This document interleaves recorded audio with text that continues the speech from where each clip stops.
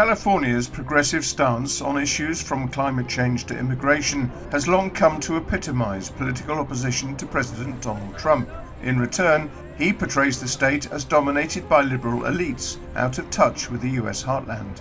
So what does this bitter ideological battle reveal about the choices facing Americans in the coming presidential election? Earlier this year, for the first of two special reports, Bob Abeshouse went to find out.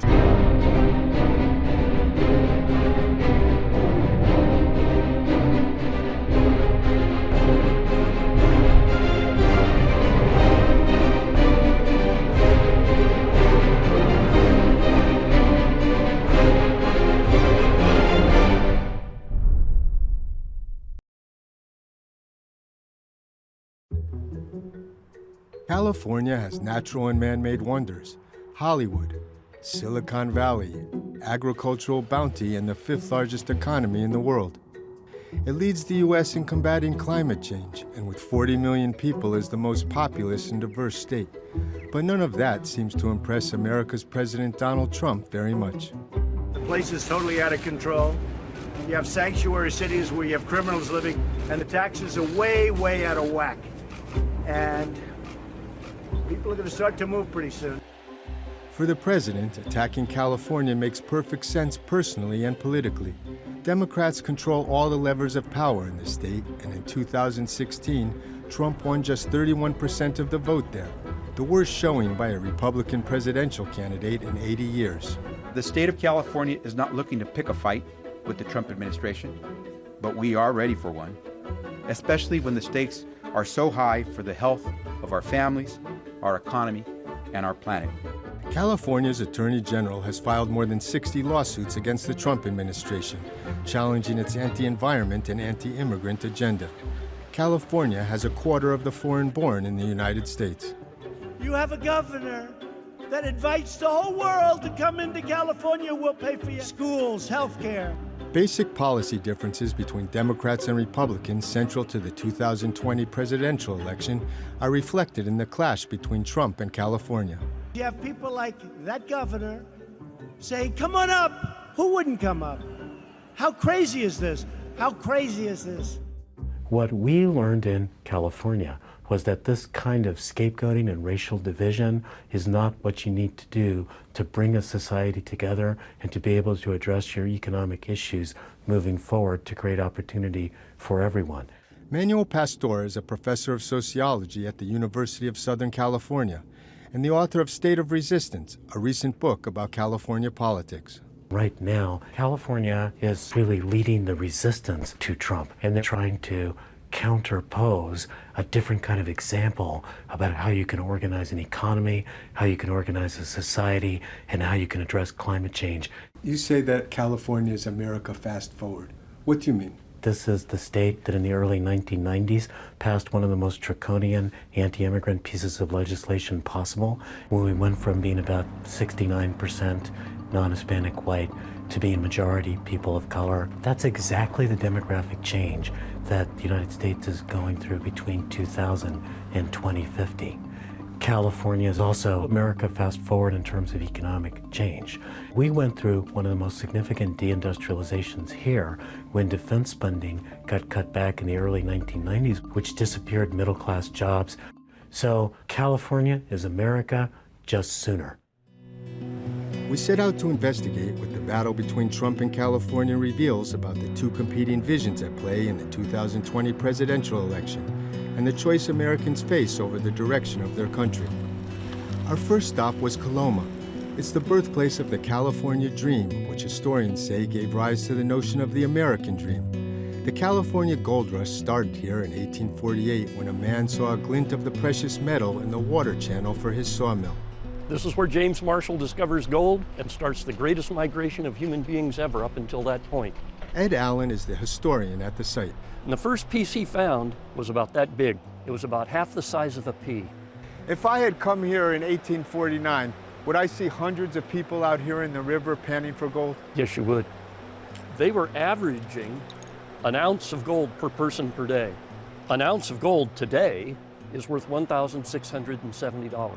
When you can make that kind of money, it draws a lot of people, doesn't it? It certainly does. Yes, we estimate 90,000 people showed up here in 1849 and another 90,000 in 1850. The gold rush set the stage for California's statehood in 1850. Every continent other than Antarctica had representatives here during the gold rush. So going back to the gold rush, people of diverse ethnicities and backgrounds flooded into California. Absolutely. People came here from all over the place, and they all had the exact same idea. I'm going to get rich, and I'm going to go home. But when they got here and realized all of these resources that were here, they stayed. Ever since then, California has been seen as a land of opportunity. I think the California dream is often the American dream, kind of on steroids. You know, this was a place of vast suburbia. You could buy your own home. And it was a place that promised mobility, that you could acquire a middle-class income and be able to have some security moving forward. But right now, we have a very different kind of economy. And I think we're actually seeing a different kind of dream emerge that's more focused on how do we build community and create an economy that actually functions for everyone. California Calls is at the forefront of the effort to renew the California dream. There's also no substitute for walking around and listening to your canvas. It's an alliance of 31 community-based organizations across the state. Earlier this year, before the coronavirus pandemic put a hold on such meetings, it was preparing its leaders for the coming election. Carla Zombro is the field director.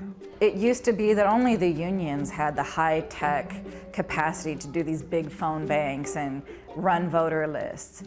We actually brought that to local organizations. Local groups in the California Calls Alliance played a major role in swinging power from Republicans to Democrats in the state. Today, it's capable of turning out close to 1 million voters for elections. What role has demographic change played in the transformation of California politics? It's played a central role. What we're saying is we need to make the electorate actually reflect who the people are. And we've been at it for a while. Our wake-up call was the 90s. We got a hell of a lot smarter and more sophisticated. In April of 1992, the use of excessive force by police in California unleashed a powerful reaction, like what happened in cities across the U.S. after George Floyd was killed by a Minneapolis police officer in May. Huge riots broke out in Los Angeles when white police officers were found not guilty for the brutal beating of a black motorist, Rodney King. Within a year, our organization was first formed. And the idea there was to start working with people in the neighborhoods to identify what really are the root causes that led to this explosion of anger. And it was police abuse, and it was jobs disappearing from these neighborhoods, and it was the crack epidemic, where the only solution being offered was mass incarceration and over-policing. Then in 1994, Republican Governor Pete Wilson inflamed the state's Latino population while running for re-election by championing Proposition 187. Pete Wilson has had the courage to say enough is enough. The ballot initiative allowed Californians to vote on whether to deny social services to undocumented immigrants and their children. That's a little bit like what Trump did in 2016, was to sort of capture an anti-immigrant wave and try to ride that into the presidency, also a successful strategy in his part. But Pastor says the Prop 187 fight brought new Latino voters and leaders into the electoral process, also helping to set the stage for Democratic Party dominance in California politics. The Republican Party really alienated themselves from the growing Latino vote. So I think that's probably scary to Republicans because that demographic change is going to occur in other states as well.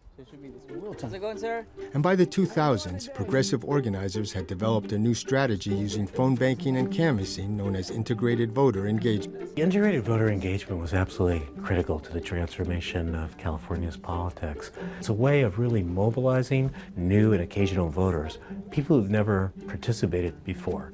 It's about talking to voters every time we have an opportunity, and not just 3 weeks before the election, but all year round. Do you think the reason that conservatives and Republicans don't like California is because of how successful social movement organizing has been here? Absolutely. I think they look at California and they see a future that terrifies them. We basically have undone where we were at in the 90s. Now we're talking Green New Deal. We're talking structural change around taxes and really actually making corporations pay their share. Among Republicans, there is great interest in figuring out what went wrong in California Charles KESLER is a professor of government at Claremont McKenna College near Los Angeles and editor of the Claremont Review of Books, a leading conservative publication. California gave birth to Richard Nixon and Ronald Reagan. Republicans were politically strong here for many years. What happened? The times changed and the population changed in the state of California. The times changed in the sense that the military-industrial complex in Southern California, which helped to support conservative politics in the state, retreated after the Cold War ended. And of course, you had a very large continuing influx of immigrants from Mexico and Central America and from various parts of Asia. People argue that the demographic trends of the country are changing, and the Trump administration is taking a similar position as Pete Wilson did at his time, and that things could go in the same direction. How do you see it? After Romney's failure in the 2012 election, the Republican National Committee spent a lot of money to do a post-mortem. And the advice was that the party needed to be more accommodating to the changing demographics and soften its stand on immigration. And Donald Trump won 4 years later by basically ignoring every piece of advice in that post-mortem. Now, in the long term, that may have been a mistake, but it doesn't look like it at this point. Conservative intellectuals and media operations in California play a major role in providing the ideological underpinnings of Trumpist republicanism. People who were, in a way, scarred by their experience of the changes in California were not only open to Trump in a way that other conservatives were not, they had an agenda for Trump in a way that other conservatives did not. Some of Trump's closest aides, like anti-immigrant hawk Stephen Miller, are also from California. And we're putting American families first on immigration. California Republicans and California conservatives are sensitive to the impact on power from immigration. Yes, that's right. And, there's no reason why Republicans should look at that, should take that lying down. The cornerstone of President Trump's anti-immigrant political strategy is the wall he wants to build along the entire U.S.-Mexico border. But in Calexico, a California border town next to the Mexican city of Mexicali, people see the wall as an affront to their values. Our two downtowns connect. We're very close-knit. Victor Carrillo, whose family immigrated from Mexico 100 years ago, has served as both the mayor and city manager of Calexico. When Trump put up the wall here, how did it change things? Well, it was just another negative dagger in the heart and soul of both the Mexican and American community. There has been fencing along the border here for more than 70 years, but the Trump administration took it to a whole new level. This taller version is what's been added since the Trump administration, but I don't think it serves as a deterrent. So you think this was a waste of money? I think so. An enormous waste of money, because most people cross legally, they have the documentation, and we have a large number of Border Patrol agents with improved technology. Under President Trump, a wall has been built not only in the urban area between Calexico and Mexicali, but out into the desert. Last year, he traveled to Calexico to promote the effort. It looks great. It's better and much more effective than the previous wall. And we actually can do it faster, and it's less expensive, if you can believe it. In fact, Trump's border wall is expected to cost more than $20 million per mile. To pay for it, he bypassed Congress and diverted billions of dollars in military funds through an emergency declaration that is being challenged as unconstitutional in court. I mean, when I look out there, it looks like the wall to nowhere. Exactly. Anybody that tries to cross through the desert is putting their lives in their hands. The Trump administration says this is needed to keep drug trafficking out of the United States. Can it help with that? The drug traffickers are very creative. They use tunnels. You can throw the drugs over. You can use drones. So it's not a deterrent at all. What would you say to the people that come to Donald Trump's rallies and cheer, when he talks about building the wall?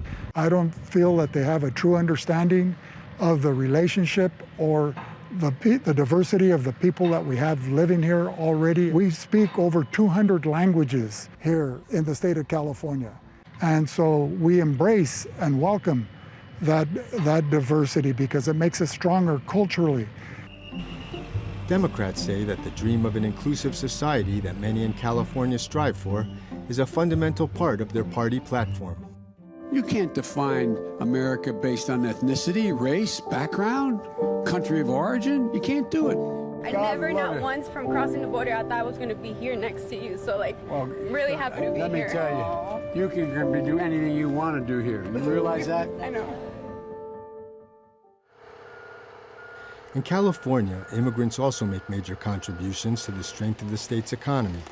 Farmers in the Imperial Valley, like Jack VESSEY, a fourth-generation vegetable grower, are dependent on workers from Mexico and Central America. When we go out and we need people to work, it's very difficult to find. It's hard, tough, skilled work. What's your view of the wall that the Trump administration is building here in CALEXICO? Well, my thoughts are that the barrier's been there forever. I mean, ever since I was a child, it's always been circumvented somehow, some way, and it's the reform of immigration that's the difficult part that nobody wants to touch. So you think that all of the discussion about the wall is diverting people from really dealing with the immigration issue?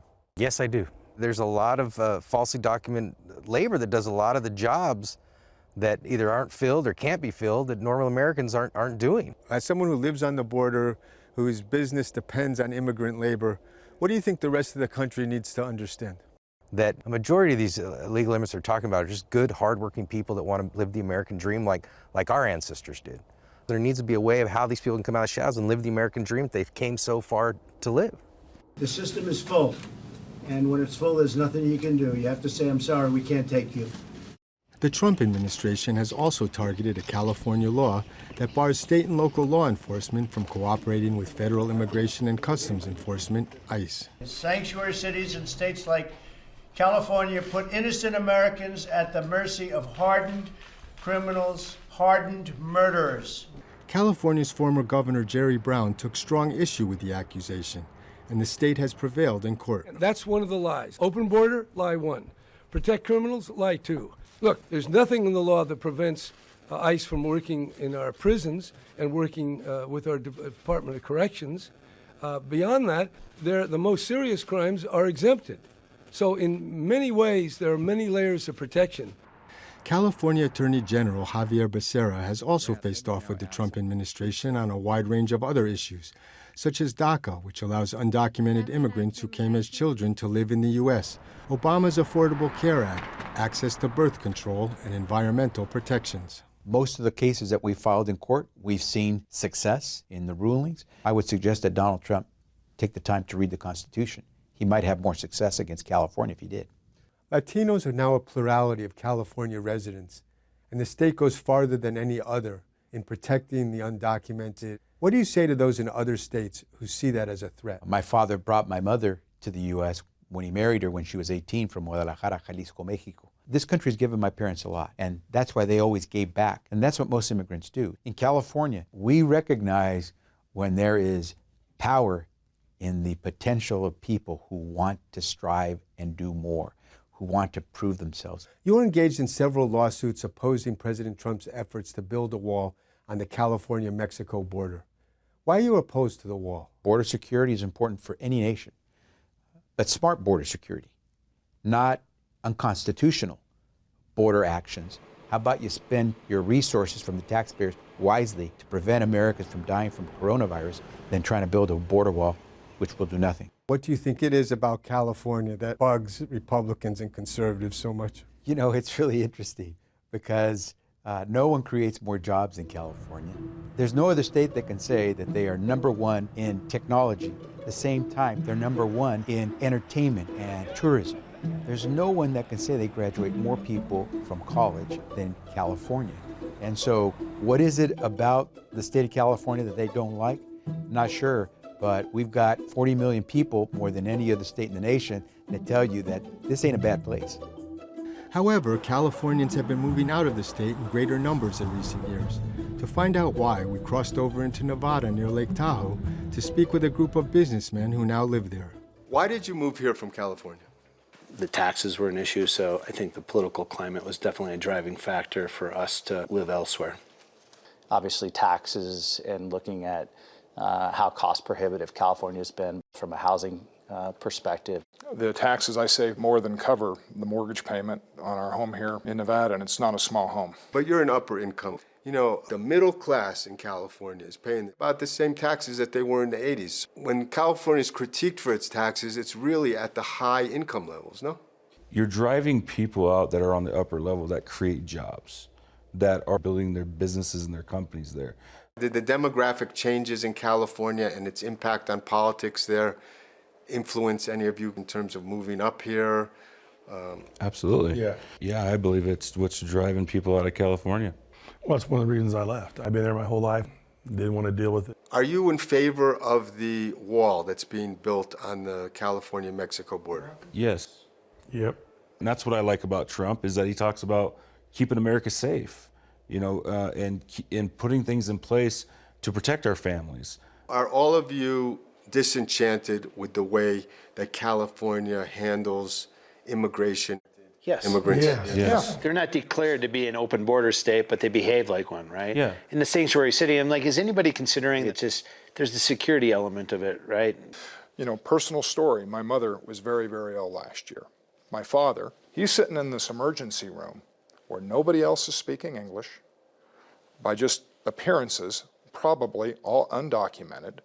You know, she nearly died. And they couldn't get the services that they need. They're taxpayers. How do you know they're undocumented? No, we don't. But you can look at somebody and oftentimes more or less guess. But it did not used to be like that before California just more or less threw the doors open. They're wanting to take care of everybody coming across the border, illegals or whatever they're doing. And well, I don't even think we're taking care of our own people. Given the demographic changes that America's going through, what do you think of the argument that California is leading the way for the country in terms of building an inclusive society? Is that a goal?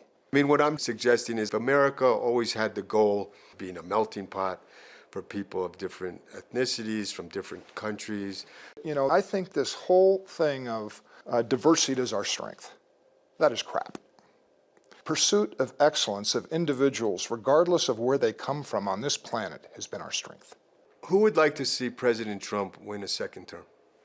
I voted for him last time. I'm going to vote for him this time. Yeah, I definitely Trumpian or whatever. I'm definitely on that, all for him and everything else. I just like that he's a fighter. I mean, I'm digging on it. Like, I voted for him before, I'll vote for him again. I really don't care for his demeanor and how he approaches things, but I think to some degree those tactics are working. To try and stop President Trump from winning a second term, California Calls is helping organize a national effort in 15 states called the State Power Caucus that aims to turn out millions of new and occasional voters.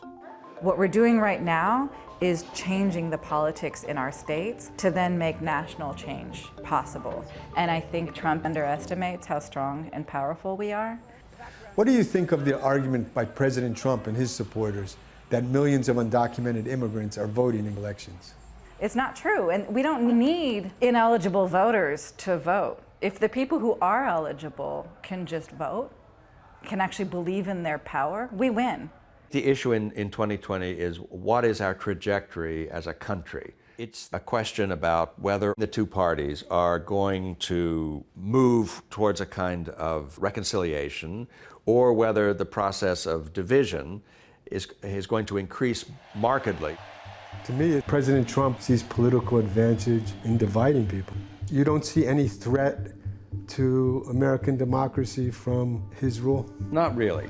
But we used to say that the two parties had the same constitution. They just had different interpretations of it. And what could happen in the 21st century is that really the two parties have two different constitutions in mind.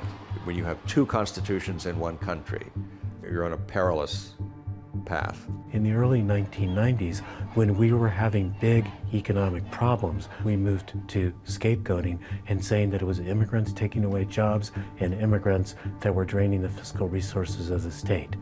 That's what's going on in America today. And we need to figure out how to take America from this division of the Trump era and move it into a new kind of administration that's trying to bring people together, trying to address the climate crisis, trying to create a more humane immigration system, trying to deal with people who've been left behind in the economy. It took California 25 years.